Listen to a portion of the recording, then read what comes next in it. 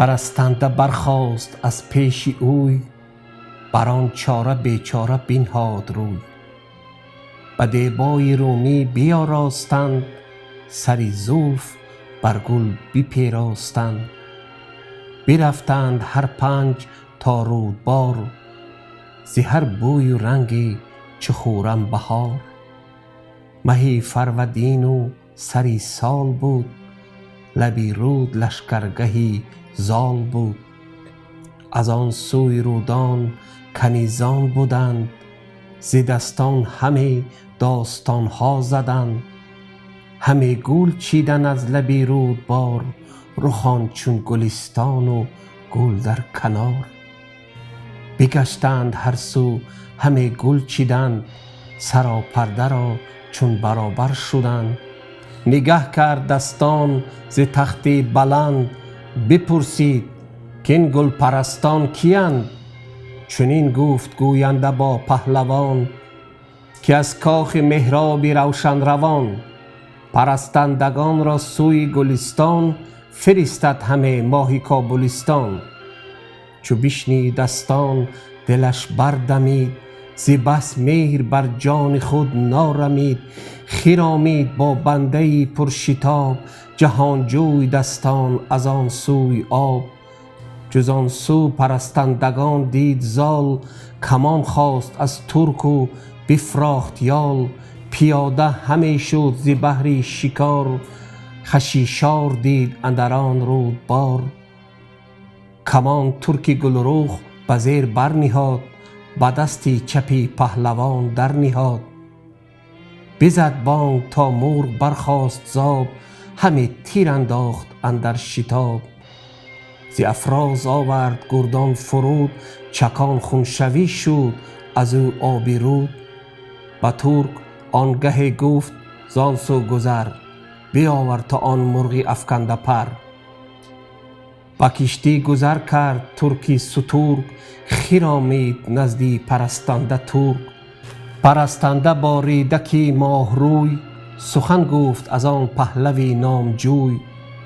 که این شیر باز و گوی پیلتن، چی مرد است او شاهی کدام انجمن؟ که بگشاد از آن گونه تیر از کمان، چی سنجد به پیش اندرش بدگمان.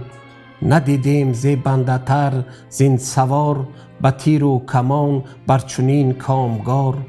پری روی دندان بر لب بر نهاد، مکن گفت زین گونه بر شاه یاد. شه نیمروز است فرزند سام، که دستانش خوانند شاهان به نام. نگردد فلک بر چونو یک سوار، زمانه نبیند چنو نامدار. پرستنده با ریدک ماه روی، بخندید و گفتش که چونین مگوی. که ماه است مهراب را بر سرای، به یک سر ز شاهی تو برتر به پای. به بالای ساج است و همرنگ عاج، یکی ایزدی بر سر از مشک تاج. دو نرگس دیژم و دو ابرو به خم، ستون است بینی چو سیمین قلم. دهانش به تنگی دلی مستمند، سری زلف چون حلقه پای بند. دو جادوش پر خواب و پر آب روی، پر از لاله رخسار و چون مشک موی. نفس را مگر بر لبش راه نیست، چنو در جهان نیز یک ماه نیست. خرامان ز کابلستان آمدیم، بر شاه زابلستان آمدیم. بدین چاره تا آن لب لعل فام، کنیم آشنا با لب پور سام. سزا باشد و سخت در خور بود، که با زال رودابه به همسر بود. چو بشنید از آن بندگان این پیام، رخش گشت از این گونه گفته ها لعل فام. چنین گفت با بندگان خوب چهر، که با ماه خوب است رخشنده مهر. به پیوستگی چون جهان رای کرد، دل هر کسی مهر را جای کرد. چه خواهد گسستن نباید شگفت، ببرد سبک جفت را او ز جفت. گسستنش پیدا و بستن نهان، به این و به آن است خوی جهان. دلاور چو پهریز جوید ز جفت، بماند به آسانی اندر نهفت. بدان تاش دختر نباشد ز بون، نباید شنیدنش ننگی سخن. چنین گفت مر جفت را باز نر، چو بر نایه بنشست و گسترد پر. کز این رایه گر مایه بیرون کنی، ز پشتی پدر نایه بیرون کنی. از ایشان چو برگشت خندان غلام، بپرسید از او نامور پورسام، که با تو چی گفت آن که خندان شده، گشاده لب و سیم دندان شده. بگفت آنچه بشنید با پهلوان، ز شادی دل پهلوان شد جوان. چنین گفت باریدک ماه روی، که رو آن پرستندگان را بگوی، که از گلستان یک زمان مگذرد، مگر با گل از باغ گوهر برد. نباید شدنتان سوی کاخ باز، بدان تا پیام فرستم براز. دیرم خواست با زر و گوهر ز گنج، گران مایه دیبای زربفت پنج. بفرمود که نزد ایشان برد، کسی را مگوید و پنهان برد. برفتند ز ماه رخسار پنج، ابا گرم گفتار و دینار و گنج. بدشان سپردند زر و گوهر، به نام جهان پهلوان زال زر.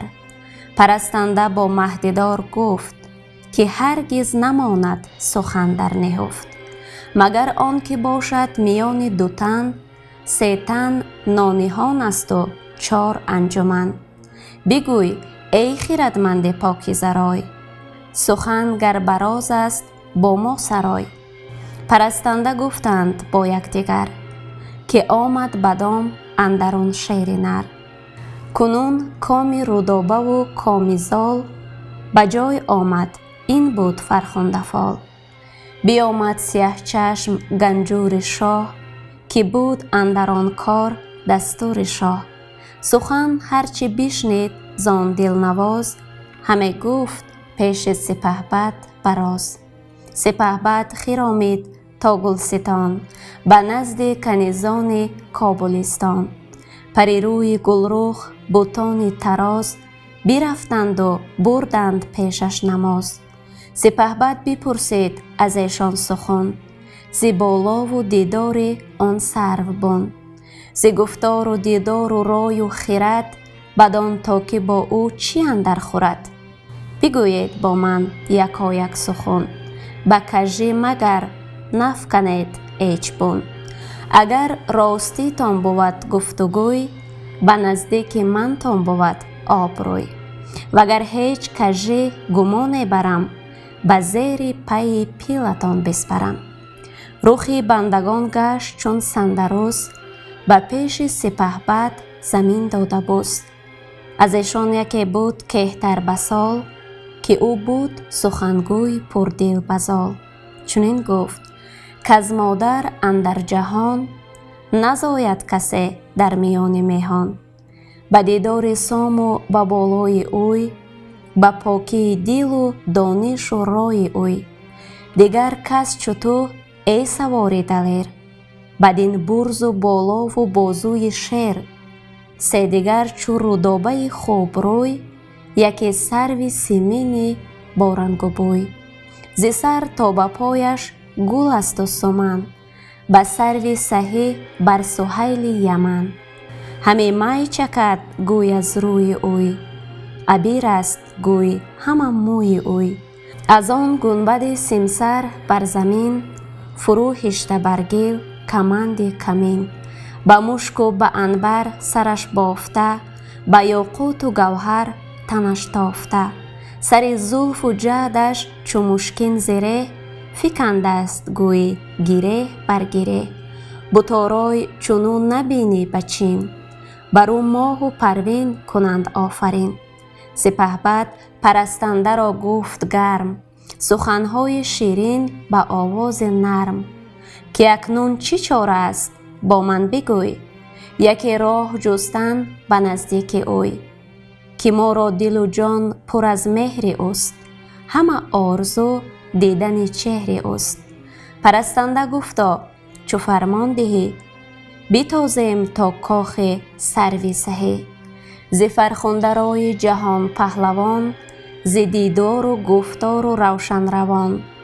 فریبیم و گوییم هر گونه چیز، میان اندرون نیست واژونه نیست. سر مشک بویش بدام آوریم، لبش بر لب پر سام آوریم. خیر آمد مگر پهلوان با کمند، به نزدیک ایوان و کاخ بلند. کند حلقه در گردن کنگوره، شود شیر شاد از شکار بره. ببین آنگه تا خوش آید تو را، بدین گفته رامش فزاید تو را.